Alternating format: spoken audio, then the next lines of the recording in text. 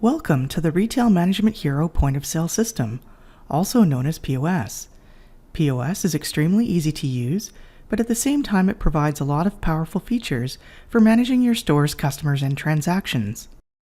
In this video, I will demonstrate how to process returns in POS. Every store will have its own policies about who can or cannot process returns. For example, in some stores, only managers or senior cashiers can process returns. In other stores, any cashier can process returns. Ask your training supervisor or manager whether you have permission to process returns in POS. There are two ways to process returns in POS. The method you use depends on how the customer's transaction was entered into POS. If the cashier selected the customer when they entered the transaction, you can search through the customer's purchase history and recall the specific transaction that contains the items the customer wants to return. However, if the cashier did not select the customer when they entered the transaction, you will need to manually enter the items the customer wants to return from the customer's printed receipt. Let's start by looking up a customer and searching for a specific transaction in their purchase history. Bobby Joe bought a bird spotting scope recently, but is finding it too heavy to carry. She comes into Bird Store to return the scope. You start by looking up Bobby Joe and pulling up her purchase history.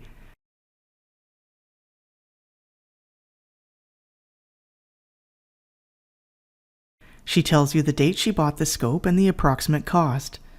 You see a transaction that matches the information she has provided. You tap the transaction number twice to open the receipt in the journal and confirm that it is the transaction for the scope. Now that you know the transaction number, you can recall the transaction for return.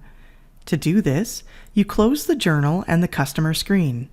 Note that Bobby Joe is still selected as the customer in the customer pane. Next, you tap Transaction, Recall Transaction, and Recall for Return.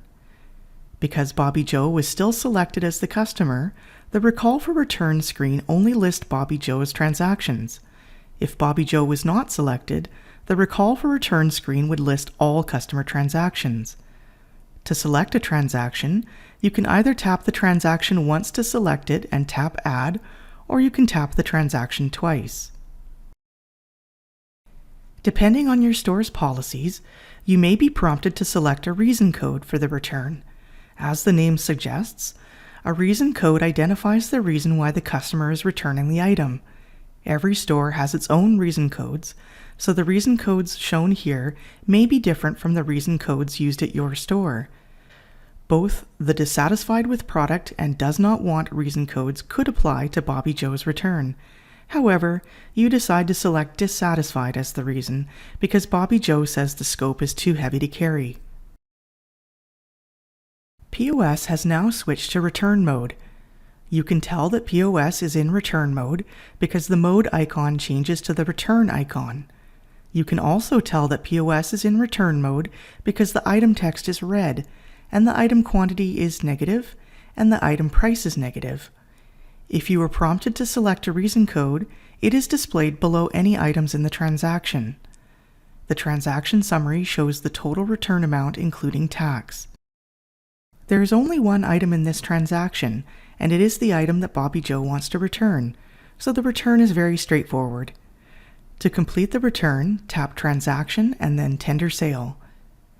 POS automatically adds the return amount beside the tender type that the customer used to pay for the original transaction. In this case, Bobby Joe used a credit card to pay for the scope, so the total return amount is added beside the credit card tender type. Depending on your store's policies, you may or may not be allowed to change the tender type.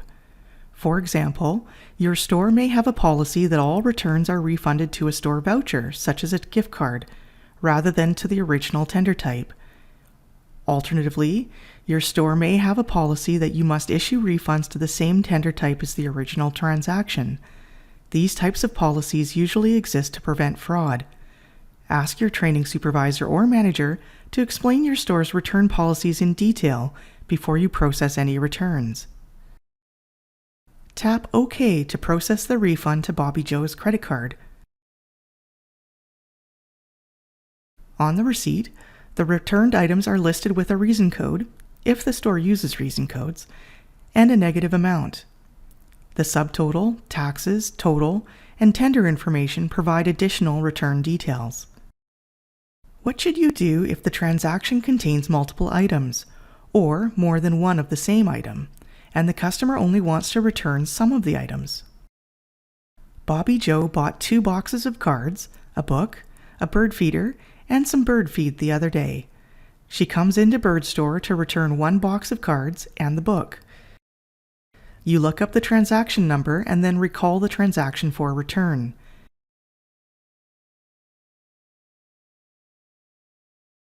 As you can see, all items in the transaction are selected for return.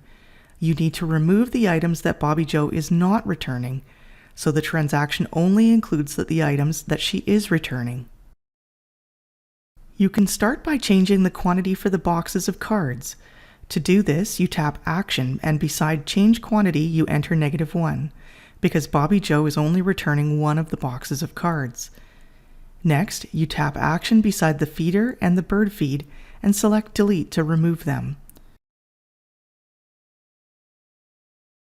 Now, the transaction only shows the items that Bobby Joe is returning.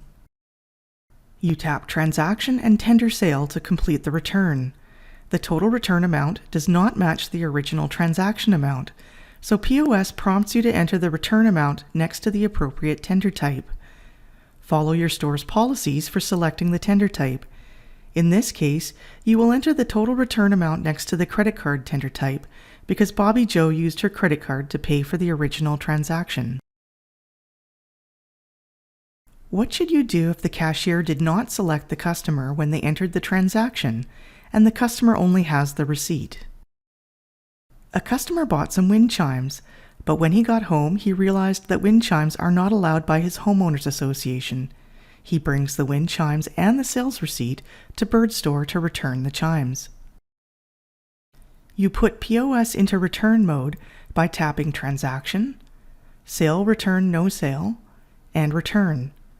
Again, depending on your store's policies, you may be prompted to select a reason code for the return, so you select Does Not Want, because he no longer wants the wind chimes. Next, you can either scan the barcode if the label is still attached to the item, or you can enter the item lookup code from the receipt. In this case, you enter the lookup code from the receipt. Again, you can tell that POS is in return mode because the mode icon changes to the return icon. You can also see that the item text is red, the item quantity is negative, and the item price is negative. The transaction summary shows the total return amount, including tax. To complete the return, you tap Transaction and then Tender Sale. POS prompts you to enter the return amount next to the appropriate tender type. In this case, the customer used a credit card to pay for the chimes, so you enter the total return amount next to the credit card tender type and tap OK to complete the return. And now you know the basics for processing returns in POS. Work with your training supervisor or manager to learn your store's return policies and start processing returns. You'll be an expert in no time. Thank you for watching this video demonstration of POS.